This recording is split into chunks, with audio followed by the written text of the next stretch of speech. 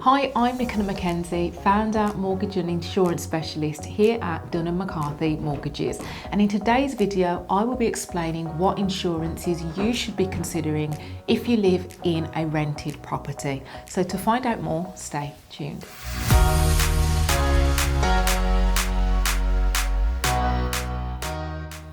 Now, to show your support for this channel, if insurance is something that you need to arrange or if you wish to discuss any of the options that I highlight in today's video, then make sure that you head over to our website, which is dm.mortgage, and there you can book in for a free of charge insurance consultation with a member of our specialist advice team.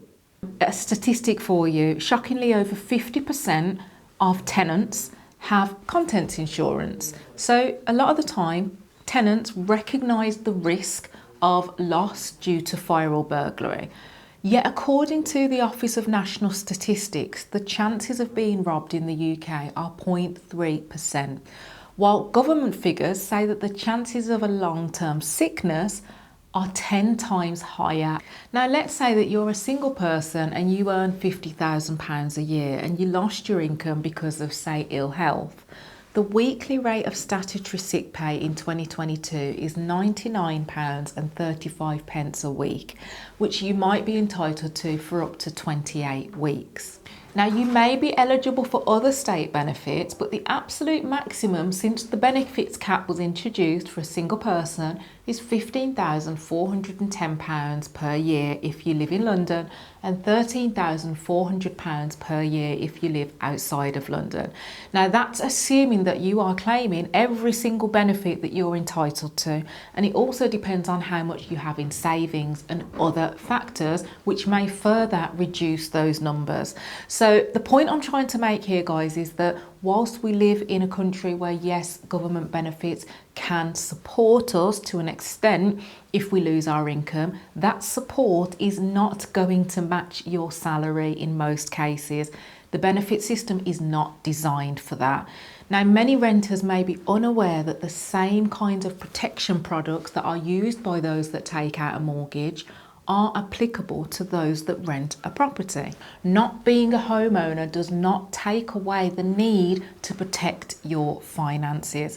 So now let's look at each type of cover options that a renter should consider, and I will also explain why you should consider them.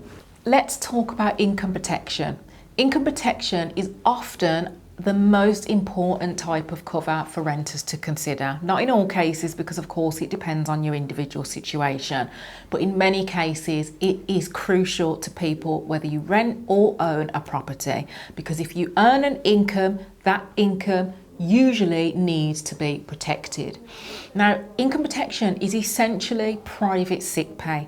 So instead of your employer providing you with a monthly income if you're off work sick, the insurance company would provide that to you. It would be a monthly income in the event that you lose your income due to sickness, accident or injury. Without your income, it's going to impact on your ability to be able to put food on the table, cover the rent payments, save money, buy a property in future if that's something that you're working towards, or generally just be able to live as comfortably as you would like.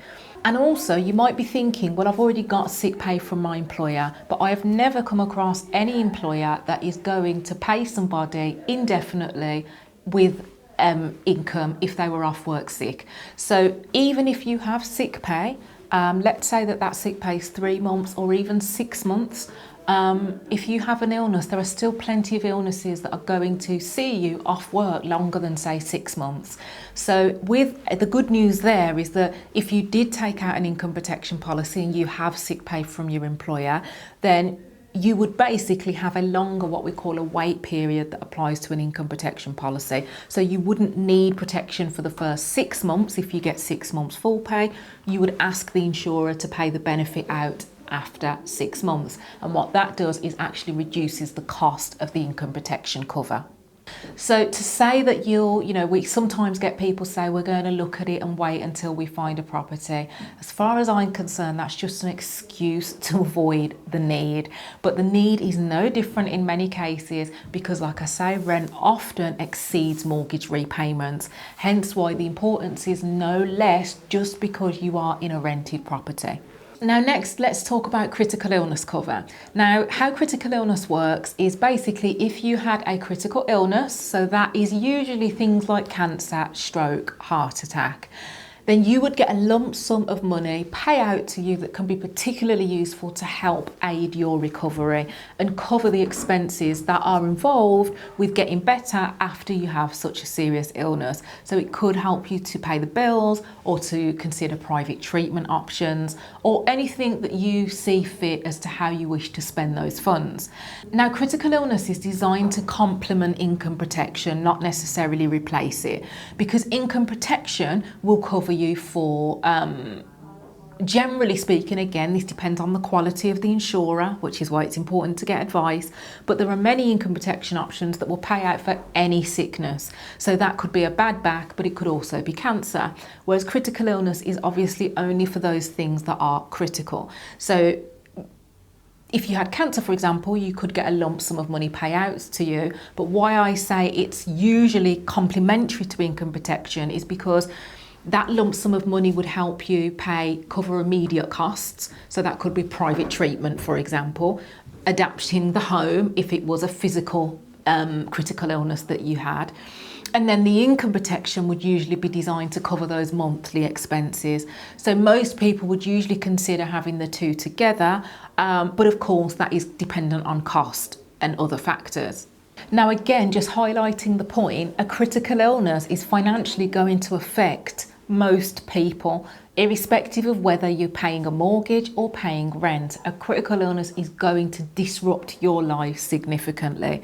And I'm not talking about the emotional impact. That alone is going to create a big strain for most people. But adding in the financial stress as well, that is why this video has been put together, because just because you rent a property, that doesn't mean that that financial disruption to your life is going to be any lesser because it's a rent as opposed to mortgage payments. Now, the one bit of advice I would give to you if you're considering critical illness cover is you need to be careful and make sure that you get specialist advice. And I have got a playlist of videos dedicated to critical illness cover to help to inform you on the differences between different options, etc. But in summary, every single insurer has a different criteria as to what they deem critical. Better quality insurers will cover more critical illnesses than often, and not always, but cheaper alternatives may only cover cancer, stroke, heart attack. But you might find a more comprehensive option covers cancer, stroke, heart attack, plus things like diabetes, sepsis, and other things. So it's really important that you get advice because the quality of cover varies quite significantly with critical illness. Now let's talk about life insurance. Now, life insurance, this is relevant to anyone, whether you have a mortgage or not. This is more about who is financially dependent on you as to whether or not you need it. So irrespective of whether or not you own a property, if someone relies on you and your income, they are likely going to significantly struggle if your income is lost because you've passed away. And this doesn't just have to be children either. If you're in a partnership with somebody, if you're married or partnered and you both rely on each other's income to run those household bills, then again, if you pass away and your income is lost, you could be leaving them in a very, very difficult position financially if you die and you don't have life insurance. Now, if you are somebody that does have children, again, if those children are financially dependent on you, which they likely are, certainly if they're under the age of 18, then again, think of the people that are bringing up your children if you're not here. So it could be the surviving parent or other family members. Again, what's the cost impact going to be on them? Are they going to struggle without your income? Because if you're responsible for your children whilst you're alive, then that financial responsibility extends to even if you're no longer here. and usually this should be done at least as a bare minimum until your youngest child reaches an age of where they will become financially independent. So that could be 18 or 21. Everyone has different different views on when they think their children will be independent financially, but as a minimum it should cover them at least until that point. So if you are in rented accommodation, an insurance that you should also be considering is contents insurance if you don't have it already. Now, in most cases, and again this is going to vary depending on each individual scenario, but in many cases the value of your content is going to be a lot lower compared to the value of your income, which is why I generally tend to rank this lower than the other types of insurances. But like I say, of course that's going to depend on your individual situation. So contents insurance is important for a lot of people, but less so, generally speaking, than other areas. Now, when you buy a property, that is only when buildings insurance becomes applicable, and that's if you're buying a freehold property. But of course, contents cover is something that's applicable to those that own their own property or rent their own property.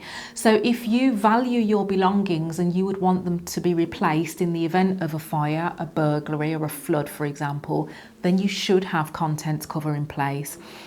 So you would insure the contents of the property, and you can also add additional features like accidental damage, or again, if you've got an expensive laptop, for example, and you also want to insure it when you're away from the home, not just while you're in the home, you can include those kinds of options when you consider contents insurance. But I think it's good to have peace of mind with it, even when you're in rented accommodation, particularly if you have high value belongings. Now guys, we have a team of specialists here at DM to give you advice on all of the types of insurances that I've mentioned throughout this video. So if any of those options are things that you wish to consider, then make sure that you head to our website and book a free of charge appointment at dm.mortgage. That's our website address. So if you just type that into your browser, it will take you directly to our website. We compare high street and specialist insurers to see what the best options are from a cost and quality perspective to meet your needs. And we do not charge any fees at all, not only to provide advice on insurance, but also to arrange cover as well. It's a completely free service that we offer. And where you do take a recommendation and wish to arrange an insurance policy that we recommend, then we do provide a complimentary will writing service via mylastwill.co.uk that's free to all of our clients, where we arrange insurance and or a mortgage for them.